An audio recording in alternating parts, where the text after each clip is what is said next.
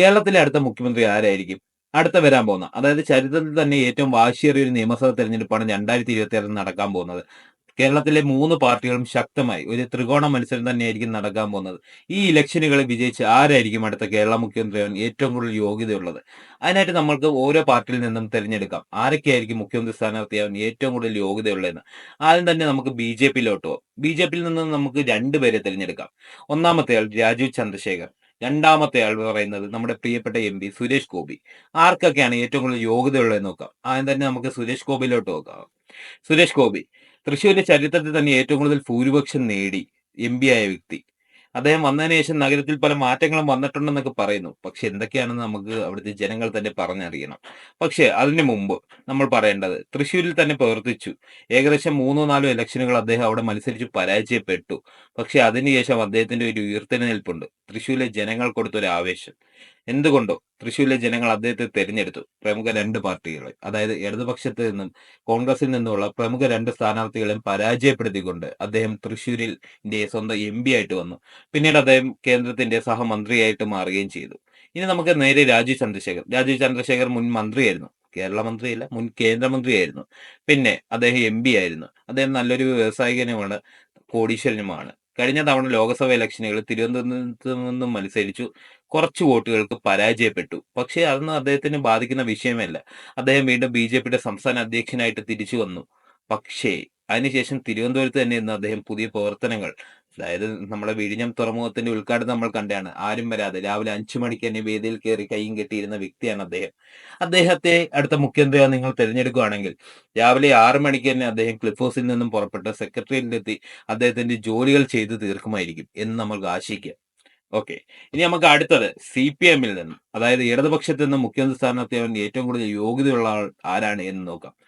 അവിടുന്ന് പിന്നെ പറഞ്ഞു വരുന്ന പേര് ഒരാൾ മാത്രമേ ഉള്ളൂ, പിണറായി വിജയൻ. പിണറായി 3.0 ലോഡി എന്നാണ് അവിടുന്ന് ഇപ്പോഴേ നമ്മൾ പറഞ്ഞു കേൾക്കുന്നത്. കാരണം കേരളത്തിൽ വികസനങ്ങൾ നടക്കുന്നുണ്ട്, കേരളത്തിൽ അതിനനുസരിച്ച് അഴിമതികളും നടക്കുന്നുണ്ട്. വേറൊന്നുമല്ല, സംസ്ഥാന സർക്കാരല്ല അഴിമതി വാങ്ങുന്നത്, സംസ്ഥാന സർക്കാരിലെ ജീവനക്കാർ ഏറ്റവും കൂടുതൽ അഴിമതി വാങ്ങുന്നുണ്ട് ഇപ്പോൾ.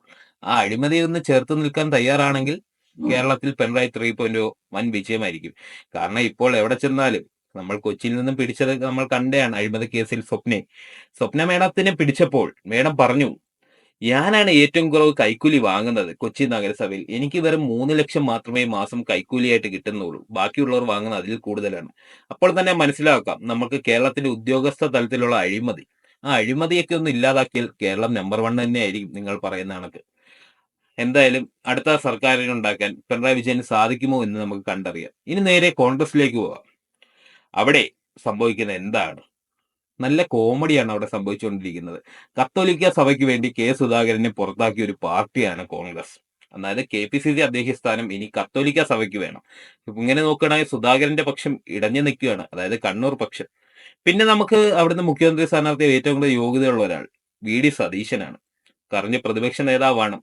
കേരളത്തിൽ എന്തൊക്കെ വികസനം നടന്നാലും അതൊക്കെ തടയുമെന്ന് പറഞ്ഞു നടക്കുന്ന ഒരേ ഒരു വ്യക്തി. അദ്ദേഹം പിന്നെ മുഖ്യമന്ത്രി സ്ഥാനാർത്ഥിയായി കഴിഞ്ഞാൽ കേരളത്തിൽ, അല്ല, അദ്ദേഹം മുഖ്യമന്ത്രിയായി കഴിഞ്ഞാൽ കേരളത്തിൽ വികസന പ്രവർത്തനങ്ങൾ നടക്കുമോ? ഒരു സംശയമുണ്ട്. കാരണം കേരളത്തിൽ വരാൻ പോകുന്ന, അതായത് കേരളിനെ അദ്ദേഹം ഉപരോധിച്ചു. വിഴിഞ്ഞം പോർട്ട് ചാണ്ടി സാറിട്ട കല്ലാണെന്ന് പറഞ്ഞു. ചാണ്ടി സാറിനെ പരസ്യമായിട്ട് അവഹേളിച്ചിട്ടുണ്ട് അദ്ദേഹം. എന്നിട്ട് ഇപ്പോൾ പറഞ്ഞു വിഴിഞ്ഞം തുറമുഖം ചാണ്ടി സാറിട്ട കല്ലാണ്, ചാണ്ടി സാറിനാണ് ക്രെഡിറ്റ്. പക്ഷേ കേരളയിൽ അദ്ദേഹം ഒരു ഡബിൾ സ്റ്റാൻഡ് എടുത്തു. 2 കാലും 2 വള്ളത്തിൽ വെച്ചുള്ള നിർത്തി. വികസനം വേണ്ട, കേരളത്തിൽ വേണ്ട, കേരളിന്റെ കല്ലുകൾ അറബിക്കടലിൽ കൊണ്ടുപോയി ഇട്ടാൽ മതി എന്നൊക്കെ അദ്ദേഹം പറഞ്ഞു. പക്ഷെ അദ്ദേഹത്തിന് സഞ്ചരിക്കാൻ ഇപ്പോഴും ട്രാഫിക്കിനെ വകഞ്ഞു മാറ്റാൻ ഇപ്പോഴും പോലീസ് എസ്കോർട്ട് വേണം അദ്ദേഹം സന്ദർശിക്കാൻ. കാരണം അദ്ദേഹത്തിന് വേഗത്തിൽ അങ്ങ് പല സ്ഥലത്തും ചെല്ലണമല്ലോ, അതുകൊണ്ടൊക്കെ ആയിരിക്കും. പിന്നെ സുധാകരൻ, അദ്ദേഹത്തെ എന്തിനാണ് പുറത്താക്കിയത് എന്ന് കോൺഗ്രസിനോട് ഈ വേളയിൽ ഞാൻ ചോദിക്കുന്നില്ല. പക്ഷെ മുഖ്യമന്ത്രി സ്ഥാനാർത്ഥിയാൻ, അതായത് പിണറായി വിജയനെതിരെ കണ്ണൂരിൽ നിന്ന് മത്സരിക്കാൻ സുധാകരന് സാധിക്കുമോ?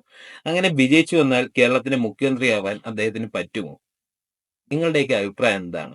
അതായത് നമ്മൾ തിരഞ്ഞെടുത്ത VD സതീശൻ, സുധാകരൻ, പിണറായി വിജയൻ, ചന്ദ്രശേഖരൻ, പിന്നെ നമ്മുടെ സ്വന്തം സുരേഷ് ഗോപി, ഇവരിൽ ആർക്കാണ് കേരളത്തിന്റെ മുഖ്യമന്ത്രിയാവാൻ ഏറ്റവും കൂടുതൽ യോഗ്യതയുള്ളത്?